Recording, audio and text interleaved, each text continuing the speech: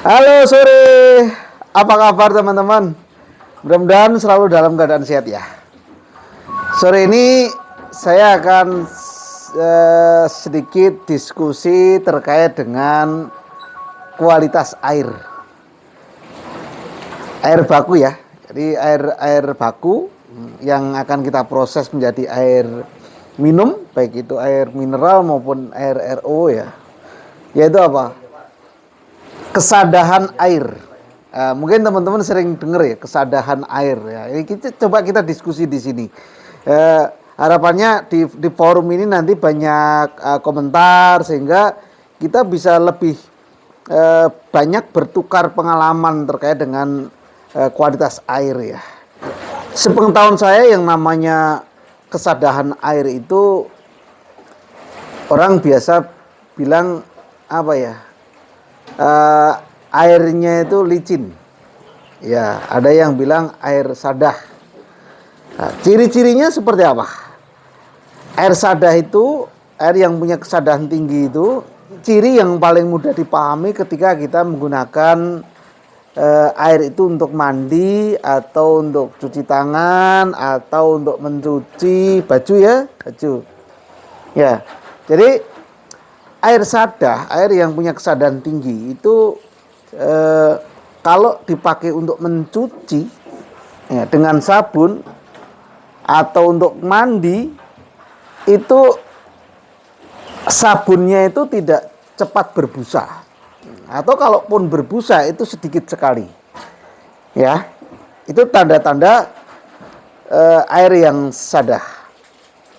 Dan air itu terasa kalau di badan untuk mandi itu agak licin gitu ya. Jadi agak ya ada licin, ya, nggak keset, nggak peret gitu ya.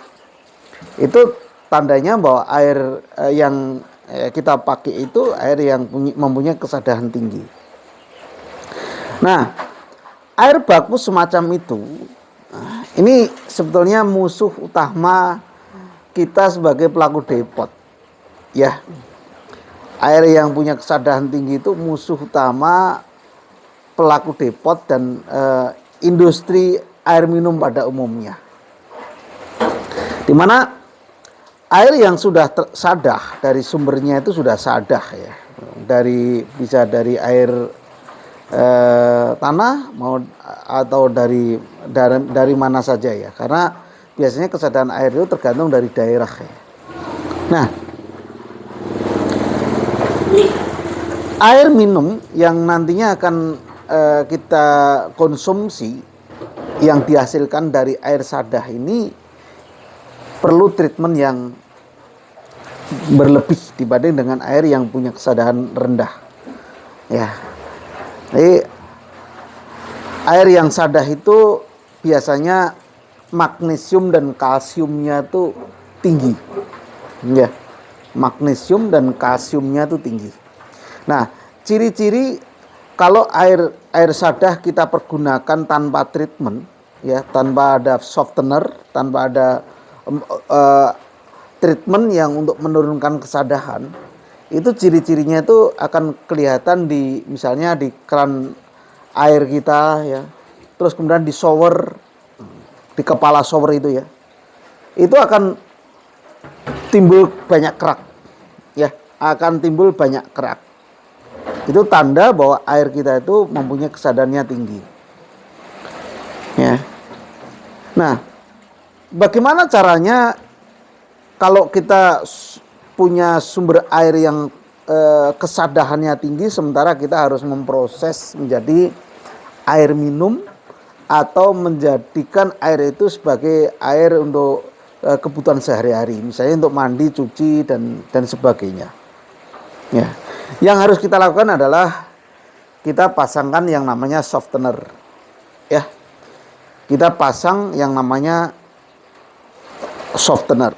Jadi air yang baru keluar dari sumbernya itu, baik itu dari pam atau dari sumur ya, itu masuk ke softener terlebih dahulu.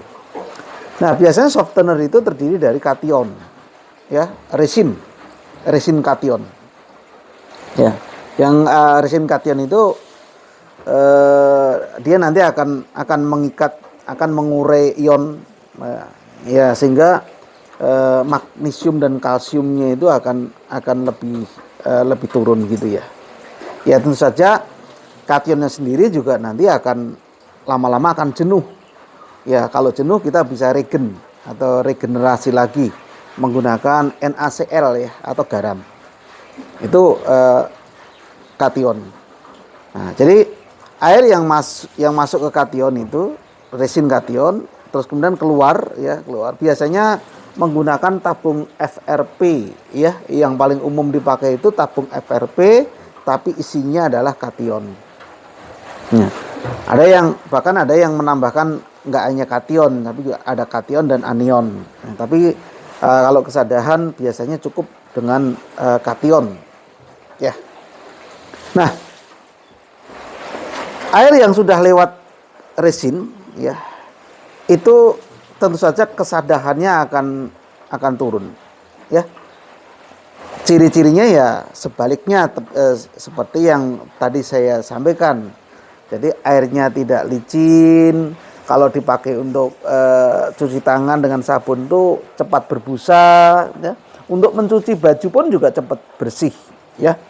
Nggak harus berulang-ulang. Mungkin bilasnya itu kalau misalnya bilas dengan sabun itu sekali bilas juga sudah sabunnya sudah larut, ya. Itu tanda-tanda air yang punya kesadaran yang bagus, ya, kesadarannya rendah. Itu salah satu cara dengan menggunakan softener. Yang kedua, kalau misalnya kita nggak ada softener, kita bisa menggunakan yang namanya pasir siluit. Pasir siluit juga bisa dipakai untuk menurunkan kesadaran. Ya, cukup dilewatkan saja. Jadi air itu dilewatkan di pasir siluit, dan air yang keluar dari pasir siluit ini, ya, itu kesadarannya sudah turun. Nah, untuk pasir siluit sendiri itu daya pakainya juga terbatas ya, artinya nggak bisa selamanya dipakai begitu ya, itu nggak bisa ya. Mesti harus, kalau di resin itu di regen, tapi kalau untuk pasir siluit ya cukup dicuci di bag wash. Ya, di bag wash sesekali, mungkin di periode setengah tahun atau 1 tahun itu bisa dikeluarkan, dicuci, ya, pasir siluitnya dicuci, sehingga magnesium dan kalsium yang terperangkap di permukaan pasir itu bisa terkikis, bisa hilang, dan nanti pasirnya akan maksimal kembali cara kerjanya. Nah, ini cara-cara kita menurunkan kesadaran air ya. Oke, mungkin itu aja teman-teman terkait dengan kesadaran air. Mudah-mudahan ini bisa jadikan bahan diskusi kita di kolom komentar ya. Ya, harapannya pengetahuan kita tentang air menjadi lebih banyak lagi. Mungkin itu aja. Terima kasih. Jangan lupa like, komen, subscribe di channel Liku-Liku, sehingga harapannya Liku-Liku menjadi channel yang berkembang, channel yang bermanfaat bagi banyak orang ya. Oke, mungkin itu saja. Terima kasih atas perhatiannya. Selamat sore, selamat beraktivitas kembali, dan tetap jaga kesehatan.